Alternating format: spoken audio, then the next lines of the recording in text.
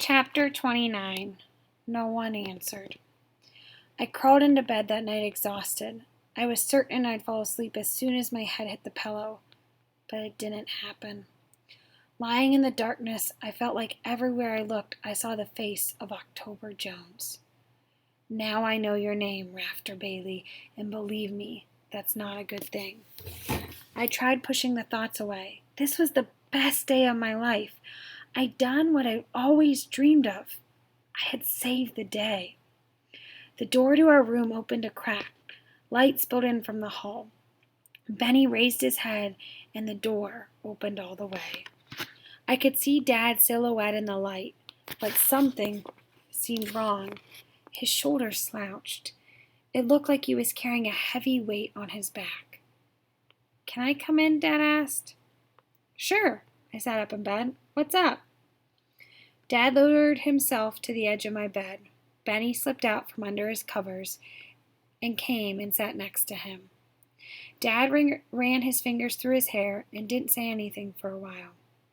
"Is everything okay?" I finally asked. Dad smiled, but I noticed he didn't answer my question. "I want you boys to know how proud I am of you. I just got off the phone with Grandpa. It's hard to believe we've been deceived for this long. I mean, Grandpa can't even remember a time when we weren't fighting the Johnsons. And here, you boys uncovered the truth. And then find the real villain and then stop him." His voice trailed off. He did sound proud, but he also sounded tired. Dad was the kind of guy who would make a speech and clap you on the back at a moment like this. "What's wrong?" Benny asked. He could sense it, too. Dad put his hand on my shoulder and around Benny. "First, I want to apologize. It was wrong of your mother and me to decide that since you didn't get real powers, that you couldn't be super. You've shown to the entire family that this isn't true. I'm sorry I doubted you."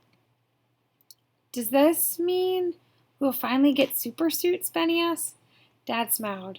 "It most certainly does. You boys have taught me that you don't need powers to be super. You are super every bit as much as any of us, and so you need your super suits. You can help with the design first thing in the morning." I could feel Benny shaking on the bed, barely able to contain his excitement. Dad cleared his throat. "I don't want you boys to be scared. Like I said, I just got off the phone with Grandpa. He's proud of you two boys as well, but he called my great Aunt Joel over in Oak City just to report in." "And?" Benny asked. No one answered the phone. Dad fell silent. "Well, it's late," Benny said. "Maybe..." Benny knew as well as I did that somebody was always by the phone. Dad continued. He called the Denver line and New York. He called London, Moscow, Brisbane. He said he called at least 20 different lines. Dad sighed, rubbing his forehead. No one answered. Anywhere. I tried to slow my breathing. I could feel my heart thumping in my chest. Dad continued. "We've been fighting the Johnsons all over the world, wherever they happen to be, and now..." Dad pushed his fingers through his hair. "Grandpa called Mrs. Johnson, Juanita's grandmother. She tried calling Johnsons in other cities. She tried calling them everywhere. She found the same thing. No one answered. No one is out there." "What does that mean?" I asked. Dad shook his head. "I don't know for sure, but I can guess. Whatever this Jones family was trying to do here in Split Rock, they tried to do everywhere else, and from the looks of it, they succeeded." Dad sat quiet for a moment and then said, "We might be the only superheroes left." I couldn't imagine it. I didn't see a lot of my relatives in other cities. They were distant cousins, uncles, and aunts, people I didn't even know, but I always felt comfort in the fact that they were out there, fighting the same fight that I was, standing up for goodness everywhere. And now, all gone? It couldn't be true. "We don't even have our real powers anymore."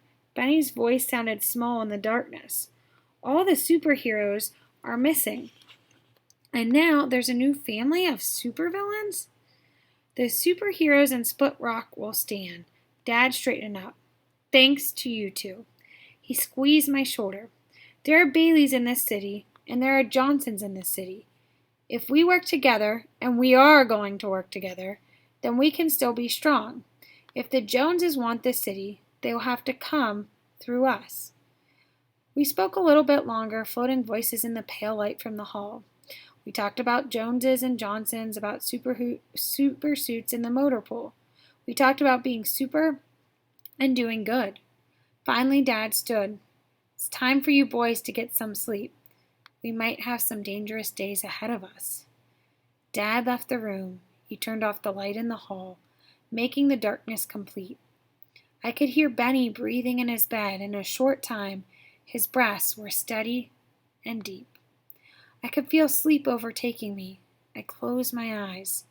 This time, the face of October Jones didn't appear. This time, I didn't hear his words. I heard my father. The superheroes in Split Rock still stand. If the Jones want this city, they will have to come through us.